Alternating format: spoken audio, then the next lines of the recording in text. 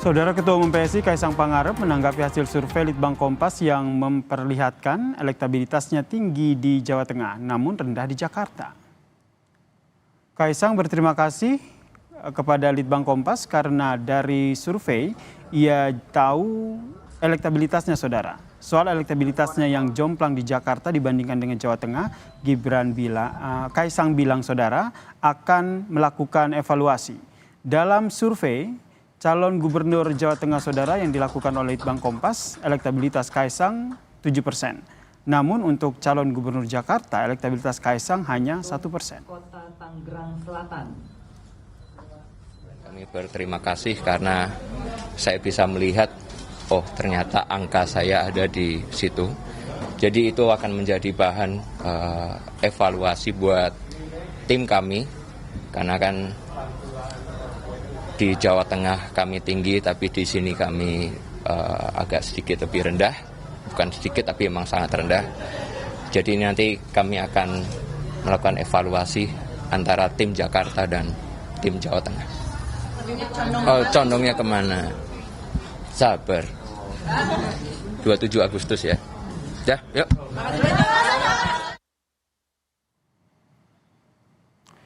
Di Jawa Tengah, saudara, yang menjadi kandang banteng, survei Litbang Kompas 20 hingga 25 Juni menunjukkan elektabilitas Kaisang Pangarep menjadi yang tertinggi, namun unggul tipis dari Kapolda Jawa Tengah, saudara, Irjen Ahmad Lutfi.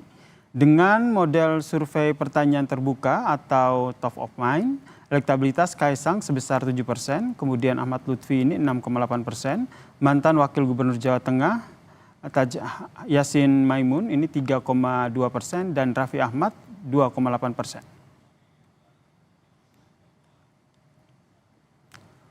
Lalu apakah hasil survei ini mempengaruhi langkah Kaisang untuk maju di Jawa Tengah? Lalu bagaimana dengan strategi PDIP untuk mempertahankan kandang banteng lewat pencalonan Gubernur Banteng ini, saudara? Kita bahas bersama dengan Direktur Eksekutif Indikator Politik, Mas Burhanuddin Muhtadi, yang telah bergabung bersama kami di Kompas Malam. Salam sehat, Mas Burhan. Salam sehat, Yasir. Anda merespon hasil survei ini seperti apa? Sudah terprediksi kalau Kaisang di survei di Jawa Tengah nih, wah bisa tinggi nih.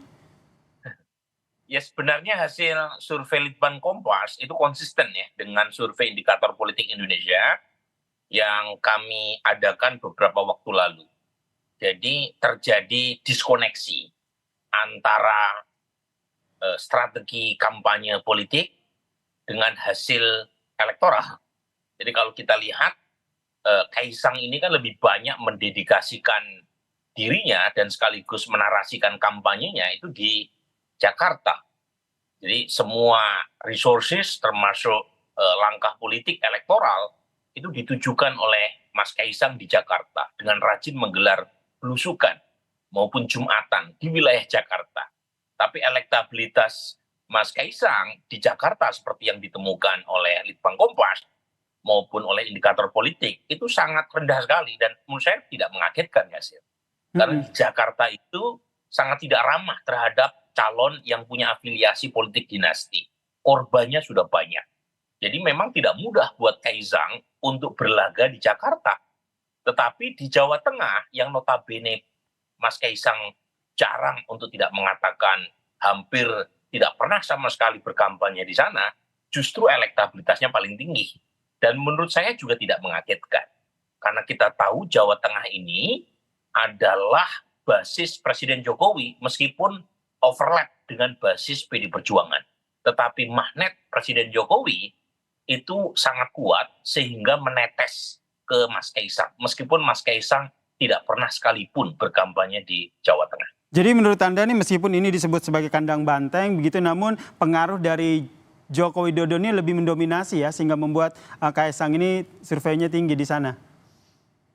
Iya betul, jadi kalau kita mengacu pada pengalaman 2024, atribut Jawa Tengah sebagai kandang banteng itu terpaksa, tanda kutip ya, dicederai oleh kekuatan persona seorang Presiden Jokowi. Jadi kita tahu di Jawa Tengah ada puluhan kabupaten kota, itu hanya 2 yang dimenangkan oleh calon presiden yang diusung oleh PD Perjuangan, yaitu Wonogiri dan Kabupaten Boyolali. di luar itu yang menang adalah calon presiden yaitu Prabowo Gibran yang didukung oleh Presiden Jokowi. Jadi itu menunjukkan sekali lagi bahwa predikat sebagai kandang banteng untuk 2024 itu terpaksa harus dievaluasi karena Sudah bergeser begitu ya, ke pengaruh Joko Widodo begitu. Ya, kekuatan mesin PDI Perjuangan itu oleh kekuatan menetes untuk kasus Kaisang. Ya. Meskipun lagi-lagi kalau kita baca hasil survei, minimal survei saya ya, Yasir, itu sebenarnya tidak kuat-kuat amat ya seorang Kaisang di Jawa Tengah. Karena kekuatan Kaisang itu lebih karena faktor popularitas. Dia dikenal sebagai putra Presiden Jokowi dengan tingkat kedikenalan hampir 90%. Sementara lawan Mas Kaisang, itu tingkat kedikenalannya itu di bawah 50%. Di survei saya misalnya, Ahmad Lutfi itu baru dikenal 40-an%. Bambang Pacul baru dikenal 30-an%. Hendrar Priyadi, ya, mantan wali kota Semarang, Mas Hendi, itu baru dikenal 13%.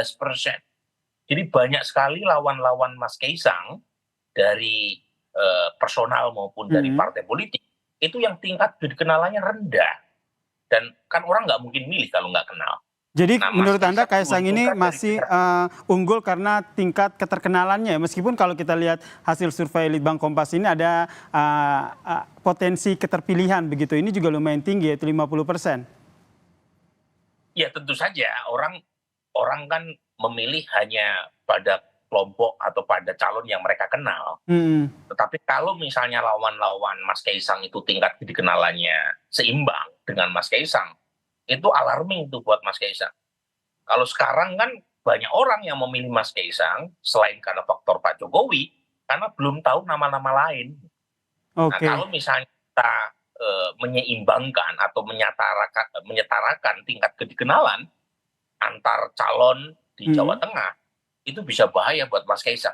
Kemudian Mas Burhan, ini menurut Anda akan menjadi sebuah pertimbangan yang besar hasil survei ini atau hanya sebagai apa ya, bisa dijadikan sebagai pertimbangan yang salah satu pertimbangan utama begitu Kaisang untuk milih apakah akan maju di Jateng atau Jakarta?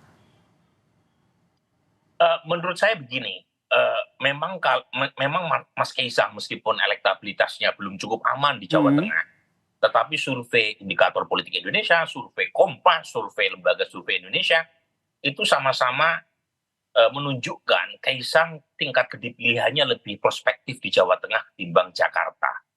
Artinya, meskipun tidak cukup aman di Jawa Tengah, tetapi dibanding prospek atau potensi elektabilitasnya di Jakarta, itu lebih menjanjikan di Jawa Tengah buat Mas Kaisang. Ya. Tetapi mungkin saja untuk kasus di Jakarta, Mas Kaisang masih menunggu-nunggu siapa calon gubernur yang muncul. Kalau misalnya yang muncul itu Anies Baswedan dan sudah didaftarkan ke KPUD, menurut saya Mas Kaisang peluangnya untuk maju di Jakarta jadi kecil. Karena bagaimana? Menurut Anda kecil gitu, tapi kalau kita lihat nih Joko Widodo sendiri dan juga koalisi Indonesia Maju begitu lebih rela melepas Kaisang untuk tidak di Jakarta atau lebih ke Jateng? Tadi saya belum menyelesaikan jawaban silakan. saya. Dipotong nih. Jadi kalau misalnya Mas Anies yang maju di Jakarta, itu peluang buat Kaisang untuk maju di Jakarta menjadi kecil. Karena untuk mengalahkan Mas Anies itu berat. Kalau misalnya Koalisi Indonesia Maju mengusung Mas Kaisang, baik sebagai calon gubernur atau wakil gubernur. Karena realistis saja, Mas Anies ini elektabilitasnya paling tinggi. Nah mungkin kalau Anies maju di Jakarta, potensi Mas Kaisang maju di Jawa Tengah jadi lebih besar.